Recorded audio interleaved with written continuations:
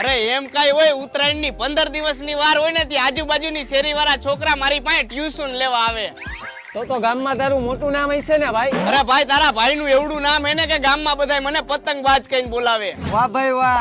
તો તારાથી ગામના છોકરા બધા બીતા હશે ને? અરે જ્યારે હું પતંગ ચગાવતો હોય ને તો છોકરાઓ તો હું એના બાપાએ પતંગ ચગાવવા ઉપર નું આવે. ભાઈ તું આટલા વર્ષથી આ પતંગ ઉડાડેસ તો ટોટલ દે કેટલા પતંગ આપ્યા? એલા મેં કોઈ દી એનો ટોટલ માર્યો નથી. જેમ માથામાં વાળ ગણ્યા ગણાતા નથી ને એમ મેં એટલા પતંગ કાપ્યા ને ઈ કોઈ દી ગણાતા નથી. વર્ષોથી એકની એક પતંગ ઉડાડું હું, આ એકની એક. વાહ ભાઈ વાહ. તો ભાઈ તને ઇનામ દેવાની જરૂર છે. એલા ઇનામ નહીં, મને નેશનલ એવોર્ડ મળવાનો હતો કેમ કે મેં ચોમાસામાં 4 મહિના એકની એક પતંગ ઉડાડી. ઓલા આવડા કરા પડ્યા ને તોય આપણી પતંગ હેઠી નથી ઉતરી. વાહ ભાઈ વાહ. એલા ભાઈ બસ લે, હવે આ તારી બધી વાતો સાંભળીને મને ઝાડા થઈ ગયા છે. તને તો વાત સાંભળતા થઈ જાય ને જાડા, મને તો વાત કરતા થઈ ગયા જાડા.